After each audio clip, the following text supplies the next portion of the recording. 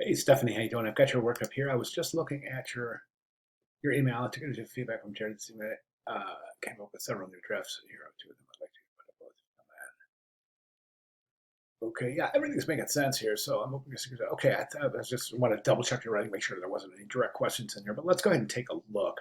I've got a lot that I want to share with you here, so let's go ahead and take a look. I think this is a really good concept, and I think it's very inviting. The one thing I'm just going to reduce that down a little bit so we can get the full view. One of the things I'm seeing in this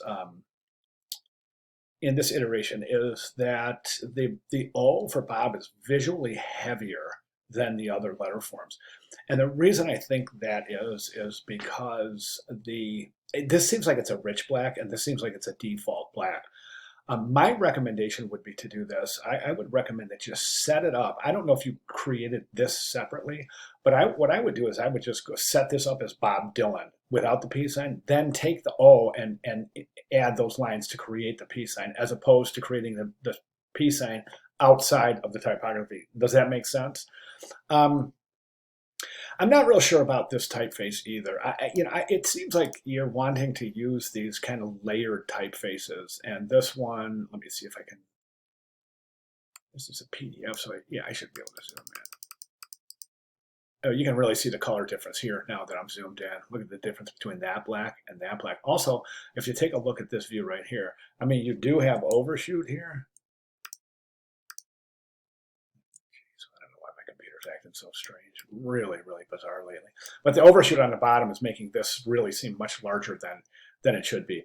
So that's why, again, why I say just set the default Bob, O for Bob, in this typeface and then create the peace sign. Now, this typeface down here, that again, we've got that kind of dimensional look, and I don't see, I don't see a reason for that. I know that you're trying to draw a connection between that and the notation on the musical staff, but I just don't see it. I really don't see it as being necessary. I think the problem I'm having with this typeface is that it is an all cap typeface. And you have got Bob set in all caps, and then you've got the tagline set in all caps. So it just seems a little bit, it seems a little aggressive. And of course, Dylan was not an aggressive individual. So I think this, I'll tell you what, now I'm looking at this, and I know Jared had recommended a change on your a celebrated icon. I'm still not feeling it, a celebrated figure, a celebrated icon. I would still work on the tagline. Maybe trying to bring some notion of what his accolades are. So, I mean, I know he won the Nobel Prize for Literature, and so it surprised a lot of people that he won a prize for literature when he was primarily known as a musician. But Bob Dylan was a master poet, so it's no surprise. I don't think so, anyways. But maybe we could bring the fact that he was a literary figure into your tagline. Okay, so I don't think this is working because now what do we know about this piece? It's 11 by 17, which means it's the poster, which means it is intended to be viewed at a distance.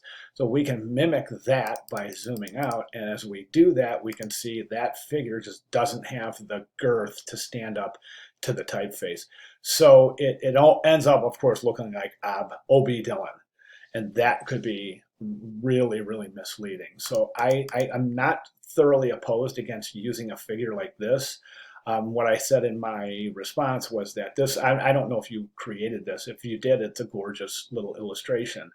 But it doesn't really resemble a Bob as much as it could, a B as much as it could. So if you want to try to recreate an illustration.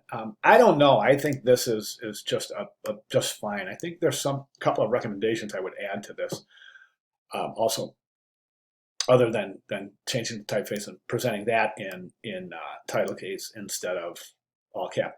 I would also bring this a little closer. I would probably set this right over here, right aligned with the N. And then I would probably bring the whole thing down a little bit just to kind of ground it, give it, a humanistic, grounded kind of human feel.